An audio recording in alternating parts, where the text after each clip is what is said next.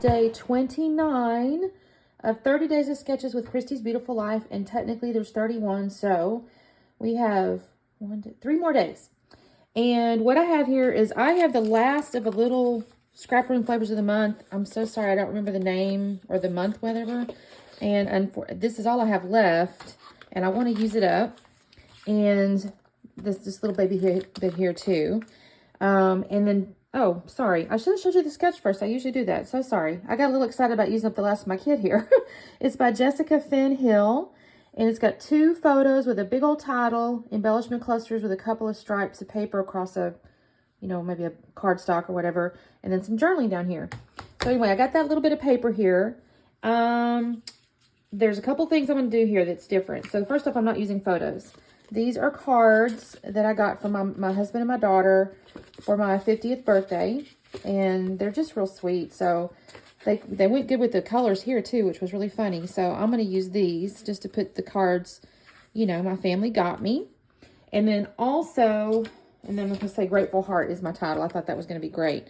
And then also, I promised Miss Tara over at the Paper Snob, she sent me some rosettes a while back, and I promised I would use some rosettes on one of my layouts, and I'm like at the very back end of this challenge here, so I've got to use it. So I kind of went through what she sent me, and I think these are going to look really good. So I'm going to use those kind of where these embellishment clusters are is my plan here. So all I really have to do, I don't think this is going to take me very long. I'm going to cut these papers into the stripe, or the ones that go across here.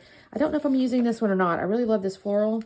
I don't have to see if I can make that work, because this to me is the stripes. I want to use a stripe, and I want to use the butterfly. And I don't know if I can use this or not. I just don't know. It's really pretty, but it may have to go in the scrap bin. And then I'll get these guys. I almost need to put these on a piece of white cardstock just so that they're not on top of the pattern. So I think I'm going to do that too. All right, so let me trim these and mount those, and I'll be right back on. Well, I lied. I didn't put it on white cardstock. I put it on kind of this green color because the white cardstock wouldn't have showed up on the kind of the whiter, well, it's not really white. It's more of a bone or something, cardstock base. So I decided to go with this green, and it took me a few minutes to find the right shade of green. I had a bunch of different greens, and this one took me just a minute to find, but I'm pretty pleased with it. So I did mount the cards on there. These are good sized cards, so they're going to take up a lot more real estate than the sketch showed. And I think because of that, this doesn't take me very long at all. I did ink the edges of all the papers with Bundled Sage Distress Oxide. I just thought it looked, it just needed a little something. So you can kind of almost see that on the edges of the paper. And I did, of course, at the very beginning of the video part here, you would have seen me finishing up the little photo mat. I did actually go ahead and ink the edges of the, card mat, I guess, really. I did ink the edges of it, even though it was really, you almost couldn't see it. But I think in person, it gives a little bit of a shadow. So I think it looks kind of pretty. Now, I did cut that and split it open just a little bit. The sketch kind of shows it coming in a little more on the left side. But because these cards are so big, I needed it to take up a little more space. I thought about trying to overlap the cards, but I kind of meant to be able to see on the inside initially of the one my husband gave me. And then honestly, in the end, I ended up not making that even able to be open because it just said "Love, Greg." So my daughter, now the one that says "Mom," she actually wrote a full-on note. So I didn't make it where you couldn't open that one. I did make sure that, see that little rosette up there in the upper right? I did want to make sure that you could open the card. So I made sure the edge of the card is kind of up over the rosette. But the other one I didn't care too much about because, again, he signed on the inside, and if I ever really do want to look at it, I can. But he didn't write any notes or anything, so I just left that where it's going to be up underneath some embellishments in a minute. Okay, so I'm going to glue these down. Again, this layout, y'all, doesn't take me long either. I made the comment in the last video that one didn't take me very long, and I was able to get 2 layouts done in less than an hour, and I think it may have been less than that because I think just full-on recording time was not even 19, 20 minutes or something. When you don't have many supplies to work with and your stuff takes up, your photos or whatever take up a lot of real estate, you don't have to worry too much about spend a lot of time on it. I did use Nuvo glue to glue down these rosettes. The ATG just wasn't going to work, trying to roll it on there. I guess I could have tried, but I didn't really want to try. And then the Nuvo glue is just going to be a better choice, I think, to hold these things down. And I go with the blue one in the upper right. That little red-ish button might be a little bit disjointed from the color palette, but I don't really care. I think it looks cute, and I'm not going to worry about it.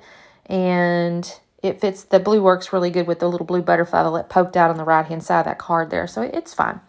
I went ahead and glued the rosette on top of the card there. Again, you can still open the card technically there, but it's really actually when I glue down, I'm going to stick an embellishment on the bottom part in a minute. But okay, so here's where I'm going to get my Grateful Heart.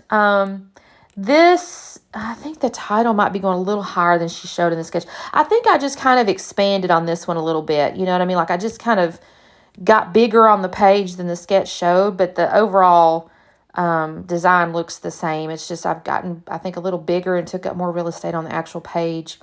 So this is going to take me just a second to pull these golds off. The smaller, it's really interesting with these gold foil letters. If you use bigger ones, they tend to bend and you get little wrinkles in the letters. The small ones don't tend to do it as much. I do put it down just a little bit crooked in the sense like Grateful kind of dips in the middle or whatever. So I will adjust those just a tad after I get these down. But overall, I think it looks really cute. See, here's where I kind of peek at it and go, oh, they need to come up just a hair. My E's a little saggy. So I'm going to fix that. I got my rosettes done. I'm going to get into my little baby bit of embellishments right here. And I'm going to take the bird and I'm going to put that up there by the blue rosette. And then I'm going to take there's a house and there's a swan. Maggie Holmes likes those swans and things like that. I think they're kind of pretty. They're not always thematic, obviously. You kind of just make use of them. But, I mean, there are many layouts that have swans on them. But this looks good. I like this in here. So I'll put the house down. In my head, I'm going, okay, I'm at home or whatever. And then I actually end up using that gold bow down there too. But there's where I put that little bird. I put the bird up there next to the rosette. And I think I pull out what have I got going on here? I think I'm just making sure I can't use nothing else. And this is where I'm going to glue that house down.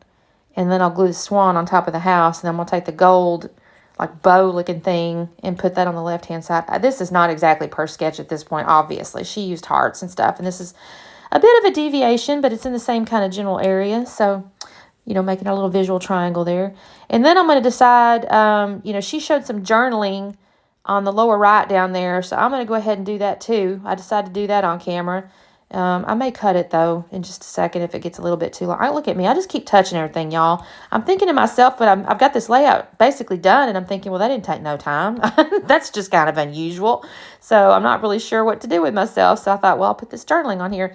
And basically what I wrote, not basically, what I did write, this took me a second, too. My ink pen's trying to act funny. I just changed out the little cartridge, but he's being kind of a brat. But basically, why do I keep saying basically? It actually is what it says.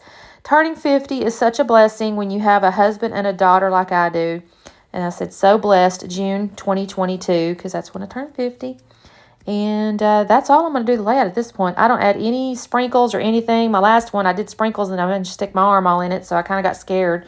I decided not to do that on this one.